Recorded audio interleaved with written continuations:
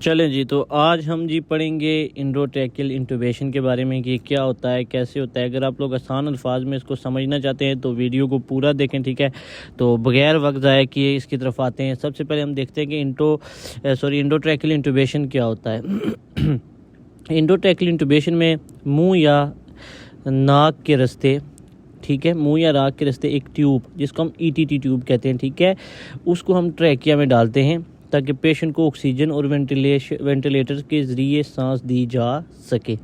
अब इसके कुछ मुख्तलिफ स्टेप्स हैं। बेसिकली जनरली ये जनरल एनेस्थीसिया में ही यूज़ होता है, ठीक है, या जहाँ पे पेशेंट को बहुत ज़्यादा ऑक्सीजन की ज़रूरत पड़ जाए, वो खुद से सांस ना ले रहा हो, तो इस सिचुएशन में, ठीक है, इमरजेंसी में जिसको हम कह सकते हैं। तो इसके स्टेप बाय स्टेप हम इसको पढ़ते हैं। सबसे पहला इसका जो स्टेप है वो है जी पेशेंट को असेस करना।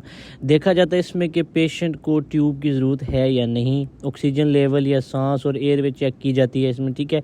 उसके बाद कुछ इक्विपमेंट्स की प्रिपरेशन होती है, जैसे laryngoscope, ETT tube, syringe, suction machine, bag valve mask जिसको एम्बो बैग हम बोलते हैं, ठीक है। उसके बाद द कैप्नोग्राफी वगैरह अगर अवेलेबल हो तो हम वो चेक करते हैं। और उसके बाद जो एक पॉइंट है कि पेशेंट को ऑक्सीजन देना, अब जिसको हम प्री ऑक्सीजनेशन कहते हैं, ठीक है। ट्यूब डालने से पहले कुछ मिनट तक पेशेंट को ऑक्सीजन दी जाती है ताकि बॉडी में ऑक्सीजन की जो कमी है वो पूरी हो जाए, ठीक है, ताकि रिजर्वेशन जो है वो बढ़ जाए, ठीक है। उसके बाद पेशेंट पोजीशन, सर को हल्की सी एक्सटेंशन और नेक को सही एलिमेंट में रखा जाता है, ठीक है। अगर नेक इंजरी का शक ना हो तो, ठीक है, अगर नेक इंजरी वगैरह का शक ना हो तो इस तरह रखा जाता है। प्रॉपर एक पोजीशन में मसल को बिल्कुल रिलैक्स कर दिया जाता है इस चीज़ में, ठीक है। उसके बाद लारिंजोस्कोप डाला जाता है, ठीक है। लारिंजोस्कोप को मुंह की लेफ़्ट साइड से अंदर लेकर ज़बान को साइड किया जाता है, ठीक है। वोकल कार्ड को देखा जाता है। उसके बाद ईटी ट्यूब डाली जाती है, ईटीटी ट्यूब जिसको हम कहते हैं एंडोट्रैकियल ट्यूब।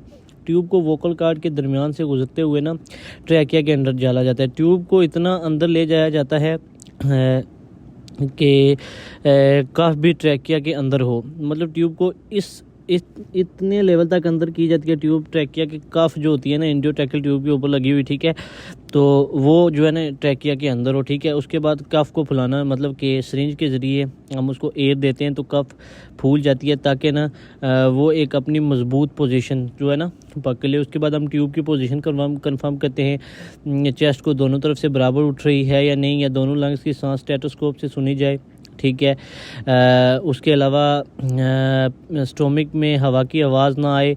कैप्नोग्राफी पर एक्सहेल कार्बन डाइऑक्साइड मिलना सबसे रिलायबल कंफर्मेशन होती है, ठीक है। उसके बाद ट्यूब को सिक्योर करना, टेप या गाज वगैरह से ईटीटी ट्यूब को सिक्योर किया जाता है, मजबूती से उसको ना फिक्स कर दिया जाता है। उसके बाद वेंटिलेटर या एम्बो बैग से वेंटिलेशन, ठीक है। पेशेंट को वेंटिलेटर या एम्बो बैग से जो है ना के ज़रिए सांस दी जाती है। ऑक्सीजन सैचुरेशन और वाइटल साइन को लगातार मॉनिटर किया जाता है, ठीक है। अब इस प्रोसीजर में याद रखने वाली बात क्या है, ठीक, इस प्रोसीजर का मकसद एयरवे को खुला रखना और पेशेंट को जो है ना एक रिलायबल अमाउंट ऑफ ऑक्सीजन और वेंटिलेशन देना है, ठीक है। गलत तरीके से इंटूबेशन करने से एसोफेगस में ट्यूब चली जा सकती है या एयरवे को नुकसान पहुंच सकता है। इसलिए सिर्फ ट्रेन और जो ट्रेन स्टाफ होता है, ठीक है, प्रोफेशनल होते हैं, वही ये काम करते हैं, ठीक है। और बाकी मैंने ये आपके लिए एक जो फ़ोटो बनाई है, ठीक है, ये सारा एक जो पिक्चर बनाई गई है, तैयार की है, इससे आप एक बार पढ़ेंगे, इसको थोड़ा सा नोट करेंगे तो बहुत इजी हो जाएगा आपके लिए समझना। तो मज़ीद इस तरह के वीडियो के लिए जो है ना चैनल को सब्सक्राइब कर लें। Thank you.